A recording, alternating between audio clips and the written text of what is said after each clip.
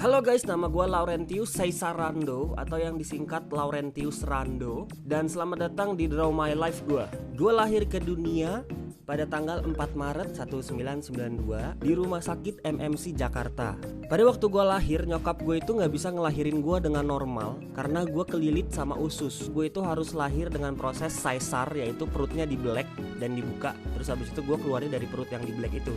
Makanya akhirnya nama gue jadi Caesar Rando. Tapi gue lahir dengan sehat, dengan berat yang normal. Gue terlahir sebagai anak yang ceria banget, rambutnya keriting. Semua orang dari keluarga gue itu sayang banget sama gue karena gue tuh anak pertama, keponakan pertama, dan cucu pertama, bahkan cicit pertama. Waktu itu mbah kakung gue tuh masih hidup. Gue tuh jadi anak yang ceria, aktif, bawel, dan kocak. Nyokap gue itu nikah muda. Di saat dia ngelahirin gue, umur nyokap gue itu masih 23 tahun, yaitu adalah umur gue sekarang di saat gue bikin video Draw My Life ini. Kata nyokap gue itu bener-bener aktif dan gak bisa diem, lari kesana kesini pakai pampers. Dan gue tuh dulu suka banget sama ikan dan Power Ranger. Dan nyokap gue cerita, gue dulu saking gemesnya sama ikan, setiap gue beli ikannya tuh gue kobok-kobok, gue ambilin, terus gue pencetin sampai mati. Terus mayat ikannya itu gue sembunyiin di bawah kasur karena gue takut kalau ketahuan nyokap gue nanti gak dibeliin lagi. Nah, ketahuannya itu gara-gara nyokap gue kok cium bau amis nih.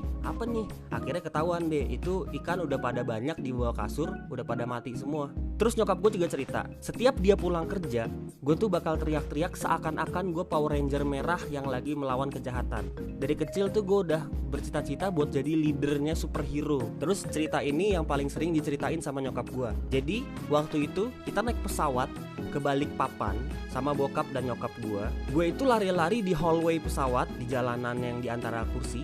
Gue lari-lari sana sini saking gak bisa diemnya. Jadi cuaca waktu itu tuh gak bagus, hujan dan geledek.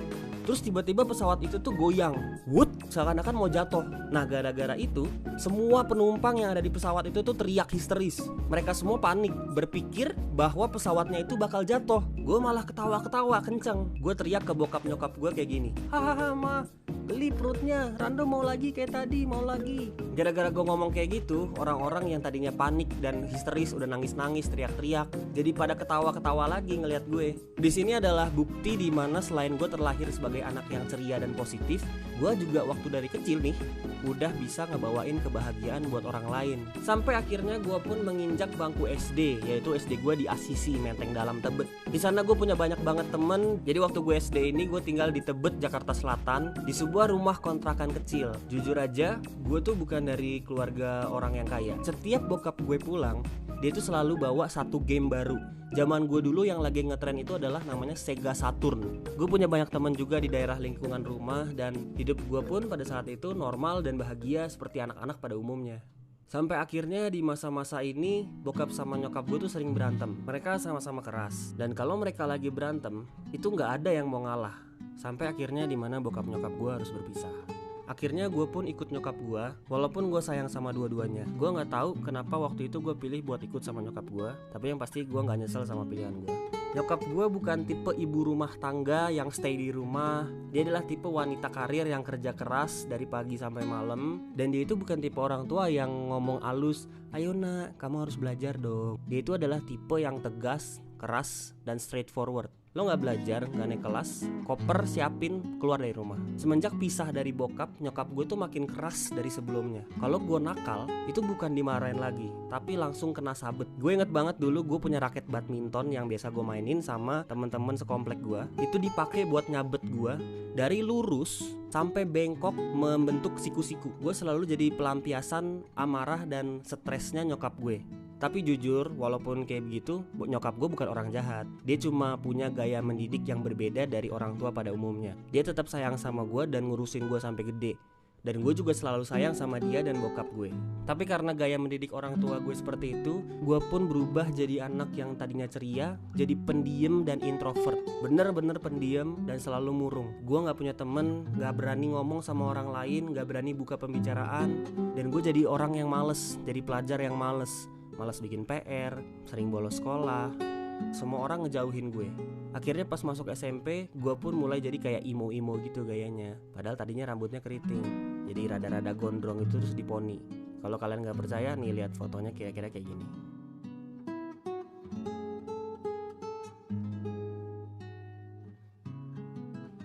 Akhirnya gue tinggal bareng eyang gue. Nah eyang gue yang cowok itu sama aja sama nyokap gue, keras. Jadi gue punya kamar itu jadi satu sama gudang. Dan gue paling gak suka kamar gue itu ada yang masuk. Akhirnya gue kunci lah kamar gue ya kan. Karena suatu hari eyang gue yang cowok ini, eyang kakung gak bisa masuk karena dia mau ngambil keperluan di gudang. Dia pun marah-marah. Gue taunya pas pulang, gue lagi mau masuk kamar, tiba-tiba dia nongol. Terus habis itu gue langsung ditonjok, hidung gue sampai patah dan berdarah banyak banget. Nyokap gue pulang kerja nangis-nangis dan panik lihat gue udah berlumuran darah. Dididik dengan penuh kekerasan gak bikin gue jadi patuh sama ortu, tapi bikin gue jadi makin keras dan kasar, beringas.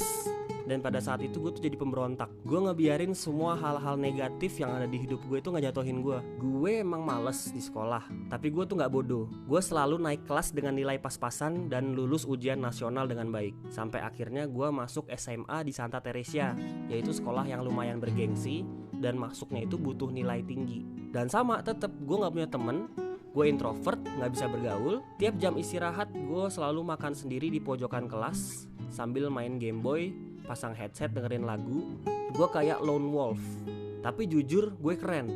Jadi di sekolah ini nih, entah kenapa rasismenya itu tinggi sekali. Warna kulit gue itu berbeda dari warna kulit anak-anak yang lain. Gue pun punya banyak musuh dan sering berantem, kayak 1 lawan 10 gitu. Kayak film Crow Zero gitulah. Di saat dipukul sama orang lain, gue selalu bilang gini, segini doang pukulan lu. Emak gue mukul lebih sakit daripada lo bro. Dan entah kenapa semua musuh-musuh gue di sekolah ini kok lemah banget dan beraninya keroyokan. Ternyata memang dididik dengan keras di rumah itu bikin gue jadi tahan banting di luar. Orang yang nyakitin gue itu berasa geli-geli doang. Tapi gara-gara itu gue pun makin ditakutin dan makin dijauhin sama orang-orang. Gue inget banget ya elah, zaman SMA itu adalah zaman yang paling banyak Sweet 17 cewek-cewek, ya kan? 17 tahun ulang tahun yang ada party-party. Dari semua anak-anak di sekolah satu angkatan diundang, pasti cuma selalu gue yang gak pernah dapat undangan sama sekali. Lo kalau teman SMA gue, lo pasti tahu deh sama yang gue omongin ini. Terus suatu hari waktu SMA gue tuh punya pacar, udah klop banget.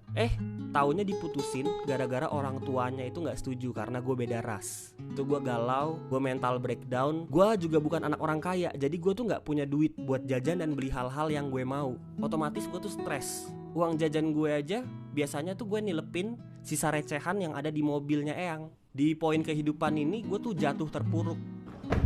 Jadi ini yearbook gue waktu SMA. Ini mantan gue waktu SMA yang gue bilang tadi. Oke, lihat ini. Gue akan selalu berbeda dari yang lain dan gak peduli dan tidak dipedulikan. Tuh lihat, sepatu beda sendiri, bajunya beda sendiri. Ini adalah foto yang gak sengaja atau foto candid yang diambil sama panitia yearbook. Tapi kira-kira keadaan waktu SMA kayak gini.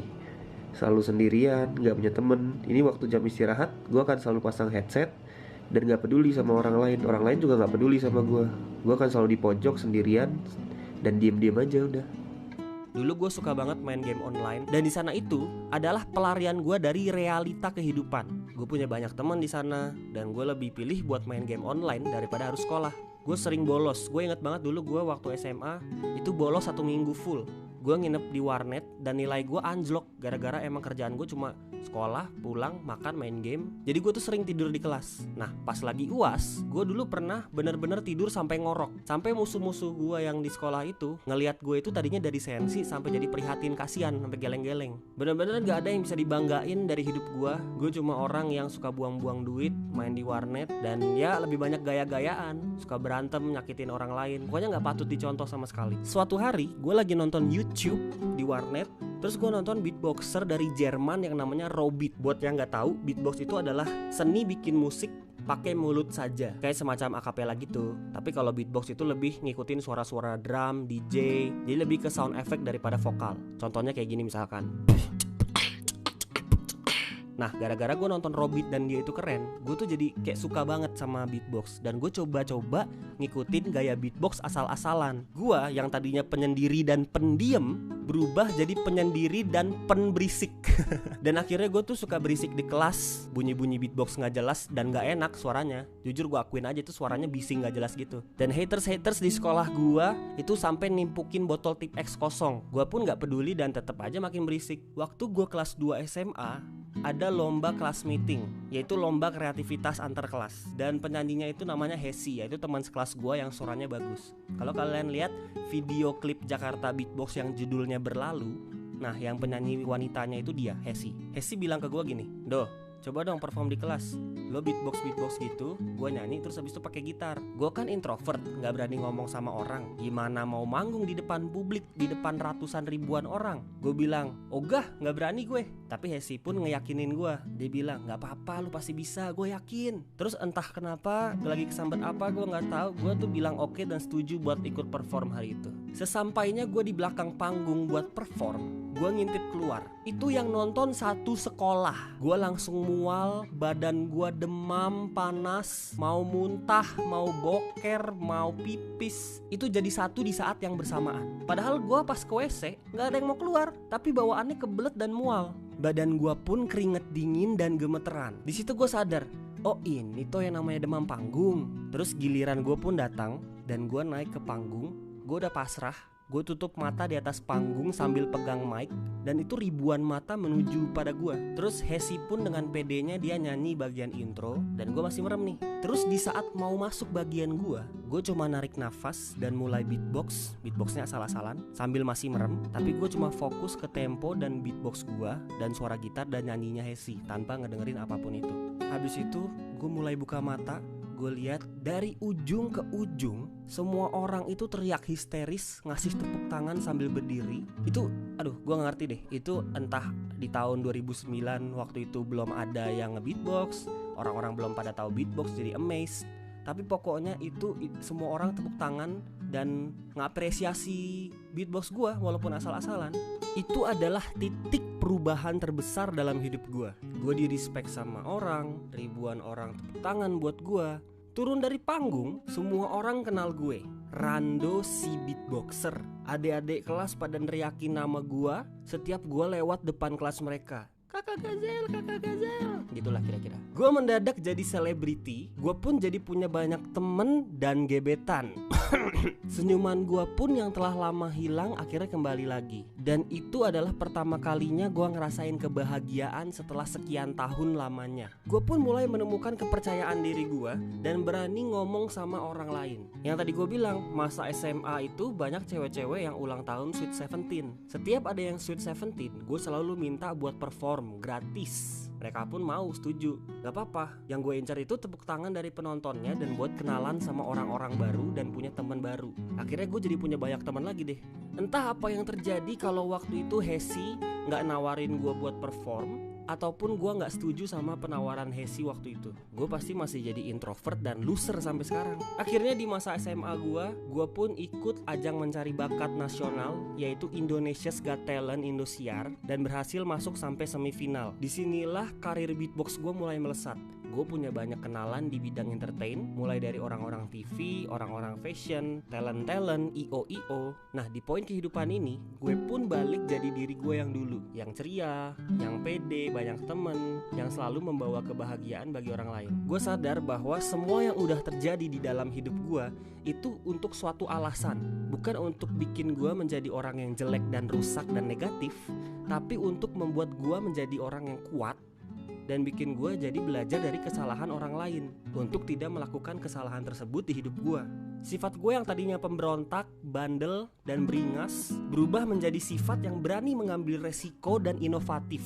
Gue pun akhirnya lulus SMA Pariwisata Santa Teresia dengan nilai yang bagus banget, dan orang-orang yang tadinya nganggep gue remeh secara akademis bahkan sampai ngasih gue selamat lewat Facebook karena waktu itu nilai UAN gue taruh di Facebook. Setelah lulus SMA atau SMK, gue bilang sama nyokap gue, "Mah, aku mau kuliah." Tapi waktu itu kita gak punya cukup uang untuk kuliah. Akhirnya gue gak langsung kuliah setelah lulus SMA. Gue sempat kerja di tour dan travel beberapa bulan. Ternyata gak betah kerja di bawah perintah orang lain dan seharian duduk di depan layar komputer gak bergerak dan gitu-gitu aja. Gue pun cabut dari pekerjaan itu. Nah, gue itu ikut-ikutan komunitas beatbox. Singkat cerita aja, gue gak dikasih kesempatan buat berkembang, dan orang-orang di dalamnya itu cenderung saling sikut-sikutan. Dan yang perform ya yang jago-jago itu lagi, si ABC itu lagi. Ada puluhan anggota di komunitas itu yang bernasib sama kayak gue, tapi semuanya gak ada yang berani stand up buat ngomong. Gue pun muak, bener-bener muak sama ketidakadilan yang ada di sini. dan gue memutuskan untuk cabut dan bikin Jakarta Beatbox dan sekolah beatbox. Tapi karena gue masih ada nalar dan logika, gue masih coba buat baik-baik ngomong ke mereka, boleh gak nih bikin Jakarta Beatbox. Pas gue ngomong gitu, langsung tuh gue diserang abis-abisan. Karena ya cuma gue doang yang berani buat inovatif, bikin cabut dan ngomong. Yang lainnya diem-diem aja. Tapi gue gak ngedown, gue tetap lindungin semua teman-teman gue yang bernasib sama ini dan masukin mereka ke Jakarta Beatbox. Gue yang umurnya masih 18 itu berhadapan sama orang-orang yang umurnya 25-30, bahkan udah ada yang punya anak. Mereka semua nyerang gue, ngata-ngatain gue, menghujat gue. Gue bilang ke mereka, lo gak kasih makan gue, you're not the boss of me. Gue bakal lakuin apa yang gue mau dan apa yang menurut gue itu benar. Akhirnya gue cabut, terus gue bawa puluhan orang dari komunitas itu masuk ke Jakarta Beatbox. Singkat cerita lagi, yang tadinya ada puluhan, orang-orang yang ada di Jakarta Beatbox pun pada nyerah dan gak kuat sama tantangan yang ada. Dan tersisa cuma gue sama Gustaf dan Melvin. Nah, dari Beatbox pun akhirnya gue punya cukup uang untuk kuliah. Gue pun akhirnya masuk BINUS University, ngambil desain komunikasi visual. Sama aja, di lingkungan baru ini akan selalu ada orang yang mencoba menjatuhkan gue. Gue dikata-katain artis, sombong, kupu-kupu. Kupu-kupu itu singkatan dari kuliah pulang. Gue mau gak mau ya emang harus kupu-kupu, karena gue abis kuliah terus kerja cari duit. Kalau enggak gue gak bisa bayar makan, gak bisa bayar kosan, gak bisa bayar kuliah, uang bensin, dan uang alat-alat DKV. Terus gue inget banget suatu hari kampus gue itu lagi hype-hypenya bikin majalah kampus. Terus gue sempat email tuh ketuanya untuk Jakarta Beatbox diliput di majalah tersebut. Mereka cuma bales no thanks pakai emot senyum. Nggak lama dari itu gue langsung banyak tawaran buat diliput majalah sama koran besar dan terkenal di Indonesia. Jadi gimana ya, kayak rezeki tuh datang aja terus buat orang-orang yang rajin dan selalu baik sama orang lain. Tiba-tiba suatu pagi gue lagi di kosan, ditelepon tuh sama YouTube, dia nawarin, Rando mau gak perform di Singapura? Gue langsung melek, gue langsung bilang oke sip, kita perform di Singapura, jadi siap. Padahal itu gue belum tanya sama anak-anak pada bisa atau enggak. Itu bahkan Melvin sama Gustaf belum punya paspor, gue inget banget. Akhirnya kita terbang ke Singapura dan itu adalah panggung internasional pertama gue. Di sana gue sepanggung, sebackstage, sehotel, satu tempat, pokoknya itu bareng-bareng selalu sama artis YouTube internasional seperti Ryan Higa, Tyler Oakley, Troye Sivan, Alo Diago Sengfiao, Bethany Mota, Timothy De La Ghetto, Kurt Hugo, Sam Sui, Chrissy Constanza, dan masih banyak lagi. Lingkungan gue isinya sekarang orang-orang hebat dan berprestasi, public figure, artis-artis internasional, bos-bos dan CEO perusahaan gede. Dan menurut gue itu adalah hasil dari pilihan hidup gue untuk tidak nongkrong-nongkrong gak jelas, di Sevel di Lawson, ngerokok, buang-buang duit ortu, minum-minum. Lo berpikir gak sih kalau misalkan gue ngerokok, minum-minum, buang-buang waktu tuh bakal jadi kayak gini? Enggak bakal. Gak ada tuh namanya perform di Singapura jadi kayak sekarang. Waktu gue selama kuliah, gue gunakan sebaik mungkin untuk kuliah, nugas, dan kerja. Kalian pernah denger gak kalau misalkan orang kuliah itu, aduh banyak tugas nih, aduh begadang nih. Itu karena mereka gak ngerjain. Pas waktu harus lagi ngerjain, mereka main, nongkrong. Ya gak kelar-kelar akhirnya lo begadang. Orang gue aja bisa kok kerja sambil kuliah, keluar negeri, semua tugas kelar, nilainya bagus. Orang yang bilang kuliah itu capek, terus abis itu begadang-begadang banyak tugas, ya karena gak dikerjain. Hidup itu pilihan, lo mau yang mana? Mau ngeluh atau lo mau kerjain? Selama hidup gue gak pernah balas orang yang jahat sama gue itu dengan kejahatan, tapi gue balasnya dengan prestasi. Dalam arti gue ngurusin diri gue sendiri aja. Dan yang gue alamin dari ngebalas dengan prestasi adalah rezeki itu selalu ada aja. Jakarta Beatbox, gue Melvin Gustaf berhasil membawa nama Indonesia ke panggung internasional. Bahkan performance-nya udah sampai ratusan. Sekolah beatbox yang gue diriin akhirnya kerjasama sama Music School of Indonesia, dan sekarang gue punya lebih dari 300 murid. Jakarta Beatbox akhirnya lebih hebat daripada orang yang dulu ngelarang kita bikin Jakarta Beatbox dan nginjek-nginjek Jakarta Beatbox. Di sini gue sadar bahwa gue itu dilahirkan bukan untuk jadi introvert. Gue dilahirkan untuk menjadi seorang alpha male, pemimpin, untuk membawa teman-teman gue menuju kemenangan. Intinya gara-gara beatbox itu gue mulai dari bisa beli HP sendiri, gue beli motor sendiri, terus gue beli mobil sendiri. Jadi itu bukan pekerjaan ya, beatbox itu hobi. hobi yang menghasilkan, yang nominalnya itu bisa disetarakan sama seorang manajer atau bos perusahaan. Sampai akhirnya uang dari hobi gue itu bisa bikin gue kuliah sampai sarjana S1 di BINUS DKV. Sekarang orang tua gue pun, keluarga gue semuanya bangga sama gue pun bangga sama diri gue sendiri. Di saat gue bikin Draw My Life ini, umur gue 23, dan Kementerian Indonesia dari Kemenpora menobatkan gue sebagai anak muda tersukses di Indonesia. Bahkan mereka sampai bikin video dokumenter hidup gue dalam bentuk DVD dan dijual ke masyarakat luas. Gue pun sekarang punya banyak temen, gue punya tangan kanan yang loyal, Melvin dan Gustaf, dan ratusan anak buah di Beatbox Indonesia yang selalu siap ikutin komando. Dan gue juga didampingi sama satu wanita yang setia support gue selama 4 tahun, mulai gue dari belum apa-apa cuma gembel, namanya Felicia. Dia selalu jadi asisten gue, nemenin gue meeting, nemenin gue kerja, nemenin gue perform, fotoin, make up, bawa-bawa barang. Semua kerjaan dia kerjain, ikut gue keluar negeri. Di saat kita sama-sama kuliah sambil kerja, gue tuh inget banget dulu gue sama Feli itu kemana-mana naik motor, panas-panasan, hujan-hujanan, dan gue cuma bisa nraktir dia makan tuh di pinggir jalan karena gue nggak punya duit dan nggak mampu makan di restoran di mall-mall gitu. Gue nggak mampu, sampai akhirnya bisa beli apapun dan makan apapun dimanapun yang kita mau. Dan itu semua adalah proses, bukti proses hasil kerja keras selama ini. Jadi lo ngomong ngatain gue sombong ya percuma, gue juga pernah jadi gembel. Gue sekarang adalah seorang pengusaha atau entrepreneur muda, CEO dari perusahaan yang gue temukan sendiri, seorang pemimpin, seorang alpha male yang punya ratusan anggota, yang selalu siap nerima komando dari gue. Dan sekarang gue kembali jadi pribadi yang ceria, yang selalu ngebawain kebahagiaan bagi orang lain, yang gak kenal rasa takut dan tahan banting. Intinya gini, kalian punya 2 pilihan di dalam hidup setelah nonton video Draw My Life ini. 1, mau jadi haters gue, terus habis itu ngata-ngatain gue sombong. Atau kedua, lo mau ngambil yang positifnya dan belajar dari hidup gue yang penuh perjuangan. Kalau kalian pilih 2, gue mau bilang sama kalian, dalam hidup itu gak semuanya akan berjalan lancar. 90% atau lebih sering akan berjalan dengan salah, goes wrong. Lebih sering shit happens, percaya sama gue. Gak akan sesuai kemauan kita. Akan ada masa-masanya lo jatuh terpuruk, diserang semua orang, dibenci semua orang. Tapi kita punya pilihan lagi nih.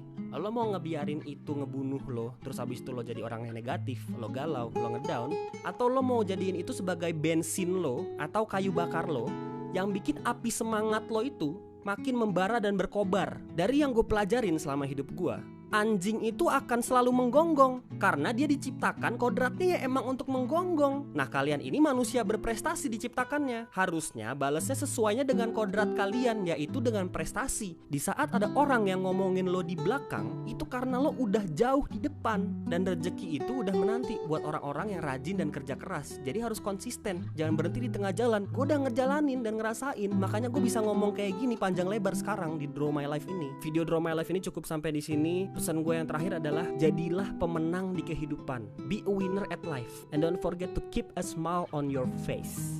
This is Laurentius Rando aka Gazelle Cross signing out. Thank you guys for watching this Draw My Life. Please like, comment, and subscribe, and also share this video. Video ini gue buat untuk kalian semua, semoga kalian suka. Dan jangan lupa juga subscribe ke channel Jakarta Beatbox. Go to youtube.com/JakartaBeatbox for my old videos. Keep a smile on your face, and I will see you guys on the next video. Cheers!